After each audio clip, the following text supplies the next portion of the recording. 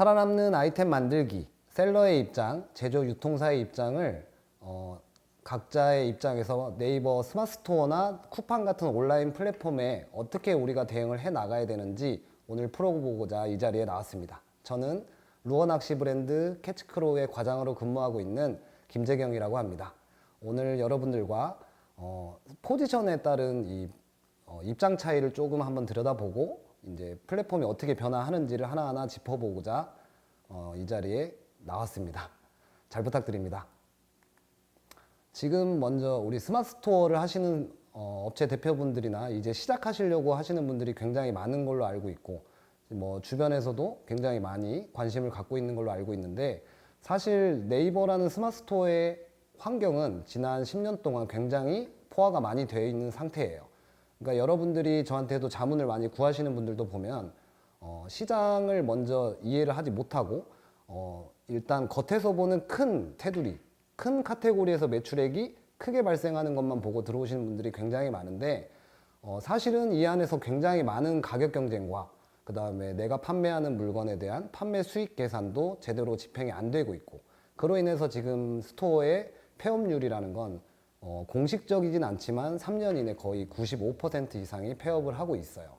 지금 화면을 보시면 저희 시장을 기준으로 뭐 90원, 70원 이런 가격 경쟁들이 무분별하게 이루어지고 있는 걸 보고 계시는데, 이런 경우도 이제 해당 업체분들은 저런 저렴한 가격대의 제품들이 소비자를 좀 끌어오는 코어 상품 같은 역할로 쓰고 있다고 생각을 하지만, 잘 생각해 보시면 사실은 소비자들은 이제는 스마트 스토어에 들어가서 거기 분포되어 있는 수만 가지, 수천 가지의 상품을 머물면서 이렇게 훑어보는 경우는 거의 없다고 보시면 됩니다. 그러면 우리의 인건비라든가 이런 페이지에 들어가는 판매 수수료, 그 다음에 뭐 재고, MOQ 같은 이제 부담들이 결국 누적이 되면서 피해를 보게 되는 거죠.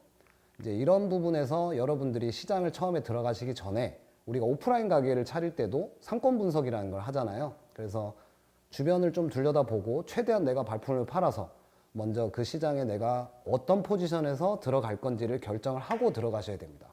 온라인 플랫폼이라는 거를 약간 오프라인 가게처럼 안 느끼시기 때문에 이런 오류가 많이 발생을 한다고 저희는 생각을 하고 있습니다. 내 브랜드 상품과 내가 뭔가의 상품을 가지고 있다면 뭐 규모가 크든 아니면 혼자서 하든 할 수 있는 브랜딩 방법들이 있어요. 이런 것들에 대해서 한번 소개를 해드리겠습니다.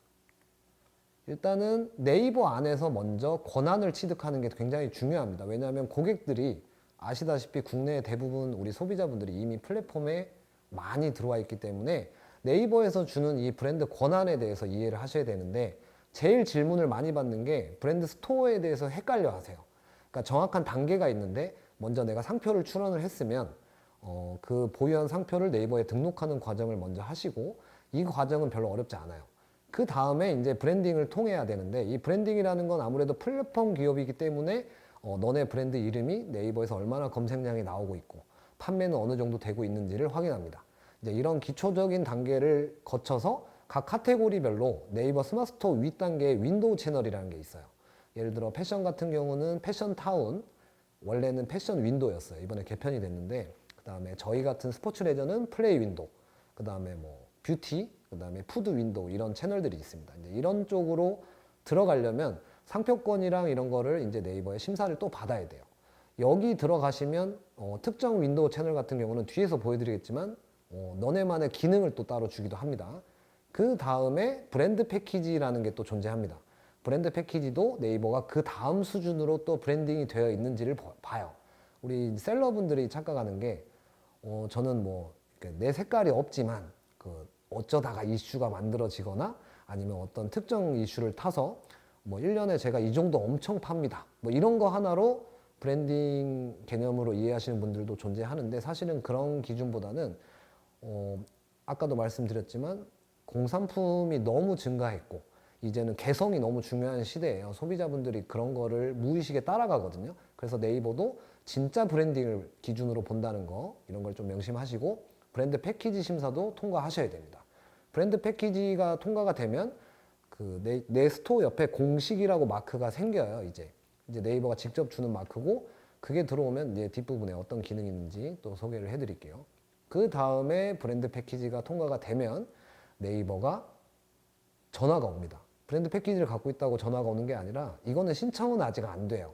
그러니까 5가지 아이덴티티, 그 다음에 브랜드의 상품 개수, 그 다음에 너네 브랜드의 매출, 검색량, 인기도 뭐 이런 것들을 평가해서 네이버가 직접 브랜드 패키지를 갖고 있는 브랜드사를 대상으로 연락을 합니다. 그래서 전화가 오면 이제 브랜드 스토어로 전환을 시켜주는 형태고, 아까 앞서 보여드렸던 내용이 내년 2분기부터 조금 더 광범위하게 거의 전체 영역의 브랜드 스토어 기준으로, 그 다음에 브랜딩 기준으로 쇼핑 환경이 바뀐다라는 점을 지금 인지를 하시면 좋을 것 같습니다.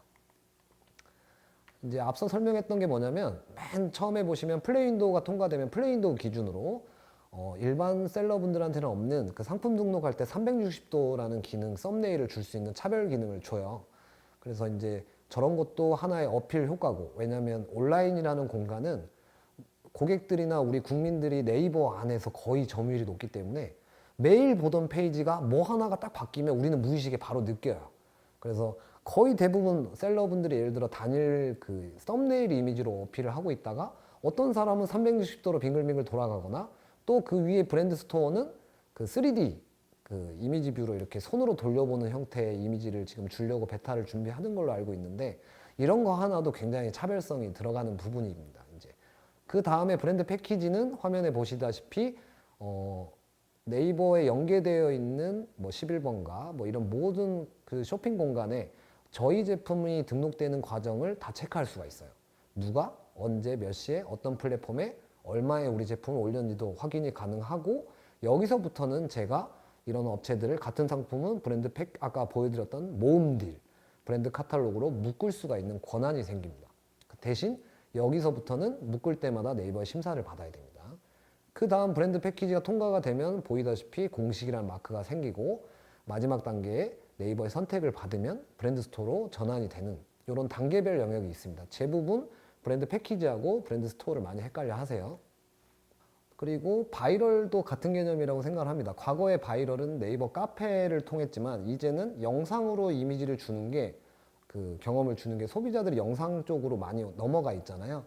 그래서 우리는 구독자가 적든 많든 간에 일단 인플루언서와 협의를 해서 어떤 시기에 이 제품이 어떤 검색량이 유튜브에서 발생하는지 알고 있으면 지금 보시다시피 이런 결과도 만들어낼 수가 있습니다. 저분은 저희가 올해 시작했던 약간 프로모션인데 구독자는 한 만 몇천 명 정도 되시는 분인데, 저분을 좋아하는 구독자층이 저희 제품과 맞다고 판단을 해서 프로모션을 진행을 했고, 시기를 잘 맞춰서 출시를 했기 때문에 조회수가 7만에 댓글이 1,100개 이상 달렸고, 물론 그에 따른 매출도 굉장히 많이 발생을 했습니다.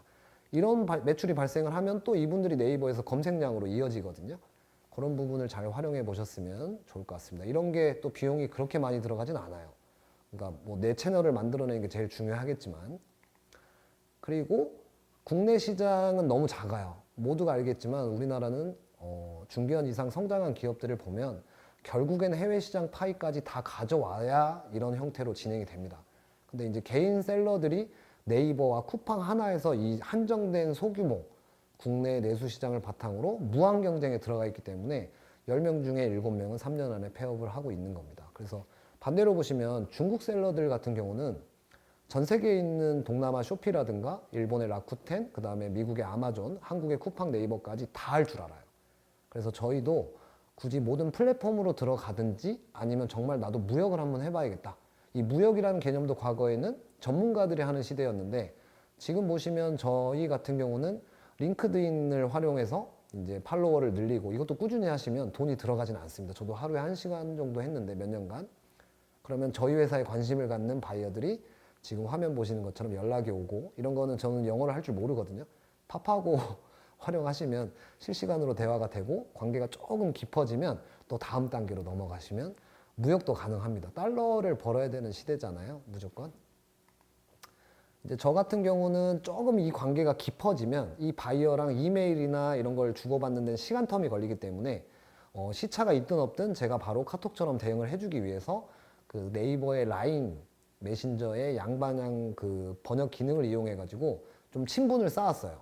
그래서 지금 말레이시아 같은 경우도 이분들이랑 저희가 이제 한 3, 4년 이제 관계를 맺고 좀 친해지면 이제 또 만날 수도 있잖아요. 그래서 제가 해외 출장도 이걸 빌미로 가서 시장의 점유율을 좀 늘려왔습니다. 그 결과 지금은 저희가 한 150개 되는 말레이시아 매장에 저희 회사 브랜드로 수출이 되어 있는 상황이고, 이제 우리 친구랑 카톡 하듯이 라인 메신저 영어 못해도 한번 활용을 해보시길 바랍니다.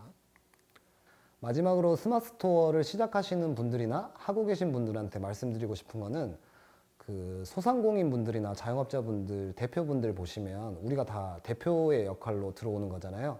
대부분 되게 외로워하세요. 그 외로웠다는 게 어떤 개념이냐면, 그 누군가와 소통을 할 수 없고 이 시장에 파트너들이 없습니다. 그래서 주변 환경을 좀 바꿔가면서 같은 곳을 바라보는 그 내 집단지성, 그런 사람들과 자주 이렇게 부딪히고 만나는 과정들도 굉장히 힘이 될 거라고 생각을 합니다. 저도 주변에 있는 파트너사들 때문에 이렇게 좀 힘을 낼 수 있는 것 같고 같이 시장을 체크해 갈 수 있는 것 같아요.